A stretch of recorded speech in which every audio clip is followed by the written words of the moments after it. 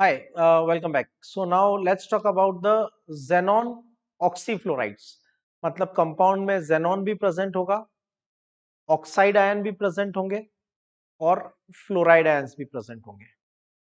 Normally यहाँ xenon की जो ऑक्सीडेशन स्टेट है वो +4, +6 या फिर +8 हो सकती है.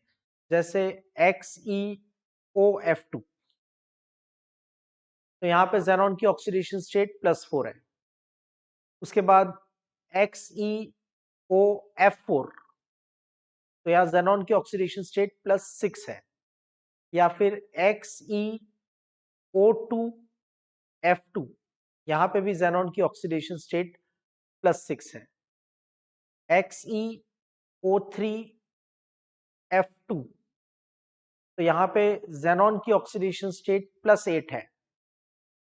और XeOF6, यहाँ पे भी xenon की ऑक्सीडेशन स्टेट +8 है. तो xenon ऑक्सीफ्लोराइड बना सकता है इन +8 ऑक्सीडेशन स्टेट, +6 ऑक्सीडेशन स्टेट और इन +4 ऑक्सीडेशन स्टेट्स. ओके, आपको ज्यादा इसका टेंशन नहीं लेना है कौन से फ्लोराइड्स बनते हैं नहीं बनते हैं. आपको एक्चुअली एग्जाम में क्वेश्चन ये दिया होगा कि उन्होंने आपको फ्लोराइड का फॉर्मूला दिया हुआ होगा, और इसमें सबसे कॉमन क्वेश्चन जो होता है वो सिर्फ इनकी ज्योमेट्री का होता है. और ज्योमेट्री के लिए आपको पढ़ने की जरूरत नहीं है, रटने की जरूरत नहीं है. विम का अप्लाई करो, इलेक्ट्रॉन पेयर्स फाइंड करो, इलेक्ट्रॉन पेयर के बेसिस पे ज्योमेट्री फाइंड करो. तो it is as simple as this. तो आप इस टॉपिक में ज्यादा रटने पे फोकस करने की जरूरत नहीं है. There are certain oxyfluorides we have taken. आपको इनकी प्रॉपर्टीज नहीं पढ़नी है, फिजिकल प्रॉपर्टीज नहीं पढ़नी है, केमिकल प्रॉपर्टीज नहीं पढ़नी है, सिर्फ ज्योमेट्री पे फोकस करना है. ठीक है.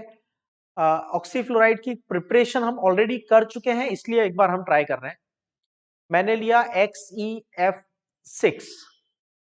अब मैं इसका पार्शियल हाइड्रोलिसिस करता हूं, मतलब या तो मैं 1 मोल वाटर के साथ रिएक्ट करता हूं या मैं 2 मोल वाटर के साथ रिएक्ट करता हूं. 1 मोल वाटर के साथ रिएक्ट करूंगा तो 2HF will be removed. 2 mole water के साथ रिएक्ट करूंगा तो 4HF will be removed. 2 fluorine बाहर जाएंगे तो 1 ऑक्सीजन आ जाएगा. 4 फ्लोरीन बाहर जाएंगे तो 2 ऑक्सीजन अंदर आ जाएंगे. तो ये हमने ऑलरेडी xenon हेक्साफ्लोराइड की केमिकल प्रॉपर्टी में डिस्कस कर लिया था. तो there is not a new chemical reaction, you already know it. हाँ, टेट्राफ्लोराइड का भी हाइड्रोलिसिस कर सकते हैं. टेट्राफ्लोराइड का पार्शियल हाइड्रोलिसिस किया विद 1 मोल वाटर, तो 2 फ्लोरीन को बाहर निकाल दो, XeOF2 प्लस HF. ओके, तो दैट्स XeF4 को रिएक्ट करेंगे तो 2 फ्लोराइड बाहर चले जाएंगे और 1 ऑक्सीजन अंदर आ जाएगा. एंड XeF6 का दो तरह से हाइड्रोलिसिस कर सकते हो, by using 1 mole of water और by using 2 moles of water. अब स्ट्रक्चर देखो, सबसे पहले इसका स्ट्रक्चर. हाफ ऑफ हमारे पास यहाँ वैलेंस शेल में 8 इलेक्ट्रॉन्स हैं, 2 मोनोवैलेंट एटम्स हैं. Cation charge 0, anion charge 0, total comes to 5. ठीक है. 5 के लिए ज्योमेट्री क्या होगी? Trigonal bipyramidal. हमेशा याद रखो. ठीक है. ये 5 के साथ ज्योमेट्री क्या होती है? Trigonal bipyramidal. लेकिन आपके पास ये तो 3 ही है. ठीक है. जब ये 3 है तो क्या करोगे? तो इसका मतलब बाकी के 2 हो जाएंगे लोन पेयर. ठीक है. अब यहां लगाएंगे ऑक्सीजन और यहां लगाएंगे फ्लोरीन. ऐसा क्यों? तो आप नोट करके रख सकते हो, नोट करके रख सकते हो. ट्राइगोनल बायपिरामिडल ज्योमेट्री में, in case of trigonal bipyramidal geometry, lone pair और सुपर पेयर, अब जो डबल बॉन्ड ट्रिपल बॉन्ड होते हैं, lone pair and super pair are placed at the equatorial position. ये बेंड्स रूल का पार्ट है, लेकिन हमको इतना डिटेल में जाने की जरूरत नहीं है। They are placed at the equatorial position. जो नॉर्मल सिग्मा बॉन्ड होते हैं, they are placed at the axial position. तो ये वर्टिकल जो पोजीशन है ये एक्सियल पोजीशन है, और ये जो विद इन द प्लेन वाली पोजीशन है ये इक्विटोरियल पोजीशन है। ठीक है, और हमेशा याद रखना ऑक्टाहेड्रल ज्योमेट्री में इसका ऑपोजिट होता है। ऑक्टाहेड्रल ज्योमेट्री में लोन पेयर और सुपर पेयर को जो है हम एक्सियल रखते हैं, और इक्विटोरियल में नॉर्मल बॉन्ड्स को रखते हैं। ये दोनों लाइन बहुत इंपॉर्टेंट है, आपको स्ट्रक्चर और ज्योमेट्री में काम आएंगी। ठीक है, तो ये 2 लोन पेयर और एक bond pair, 3 bond pair arrange कर दिए।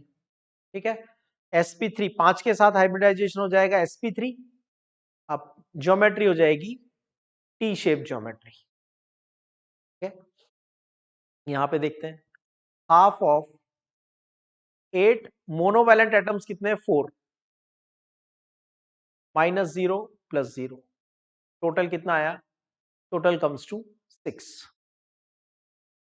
6 के लिए ज्योमेट्री क्या होगी, ऑक्टाहेड्रल। बॉन्ड पेयर तो आपके पास 5 हैं,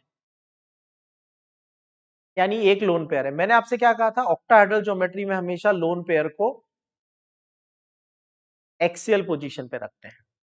ट्राइगोनल बायपिरामिडल में लोन पेयर को इक्विटोरियल रखते हैं, दोनों की कंडीशंस ऑपोजिट होती हैं। ठीक है, और जहां पे डबल बॉन्ड आता है वहीं पे हम सुपर पेयर को रखते हैं, बाकी जगह पे आ जाएगा फ्लोरीन। तो ये ज्योमेट्री बन गई स्क्वायर पिरामिडल। हाइब्रिडाइजेशन हो जाएगा sp3d2। Clear, understood. 4 fluorine with in the plane, एक लोन पेयर नीचे, और ऑक्सीजन और लोन पेयर। लोन पेयर जो है वो एक non bonding pair of electron है, और जो डबल बॉन्ड है वो सुपर पेयर है, मतलब दोनों को ज्यादा जगह चाहिए। उनको हम रखते हैं इक्विटोरियल, सॉरी एक्सियल, और बॉन्ड्स को रखते हैं equatorial in case of octahedral, और ट्राइगोनल बायपिरामिडल में इसका उल्टा कर देते हैं। ठीक है, तो this is about the geometry of XeOF4। रटना नहीं है, भूल जाओगे, लॉजिक के साथ लर्न करके जाना है किस एटम को कहां प्लेस कर रहे हैं और क्यों कर रहे हैं। ठीक है, यहां देखो हमारे पास है 1/2, आउटर शेल में 8 electrons, monovalent atoms 2, cation charge 0, anion charge 0, that comes to 5। 5 के साथ हाइब्रिडाइजेशन sp3d। ज्योमेट्री होनी चाहिए ट्राइगोनल बाय पिरामिडल।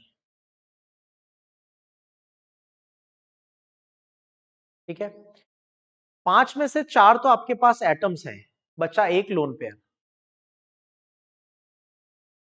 तो ये जेनॉन लोन पेयर हमेशा इक्विटोरियल पोजीशन पे आएगा, और सुपर जो पेयर है,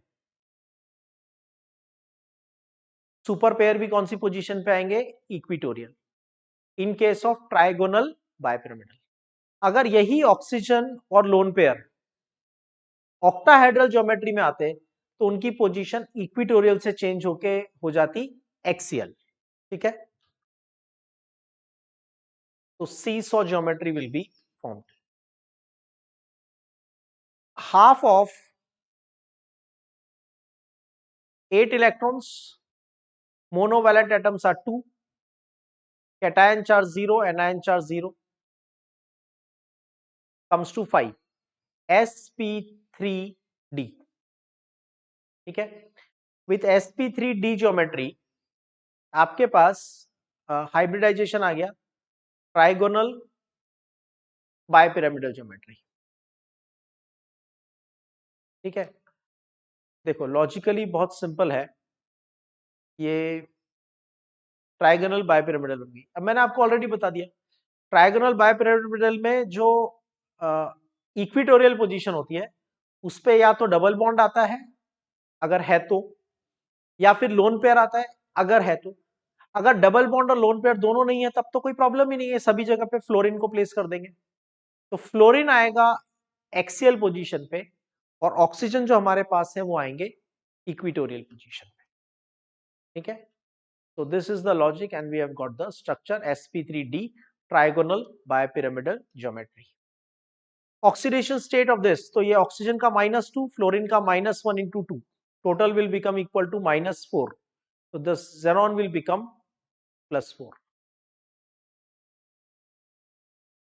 The number of sigma and pi bonds in XeOF4. तो xenon ऑक्सीजन के साथ अटैच होगा थ्रू डबल बॉन्ड, क्लोरीन के साथ अटैच होगा थ्रू सिंगल बॉन्ड. ठीक है, तो ये sigma sigma sigma sigma sigma and pi. 1 sigma, remaining 5 bond will be the pi bond. Hybridisation find करना मैंने आपको ऑलरेडी सिखा दिया. तो यहाँ पे 8 + 6 - 0 + 0 divided by 2. So that comes to total comes to 7. 7 का मतलब sp3d3 will be the hybridization. Okay. Shape of this molecule. So half of 8 + 4 - 0 + 0. सिर्फ मोनोवैलेंट एटम्स काउंट करेंगे, डायवैलेंट एटम काउंट नहीं करेंगे. That comes to 6. 6 के लिए ज्योमेट्री होती है ऑक्टाहेड्रल, लेकिन बॉन्ड पेयर तो आपके पास 5 ही है, मतलब एटम तो आपके पास अटैच करने के लिए 5 ही है. तो 6 पोजीशन पे क्या आ जाएगा? Lone pair.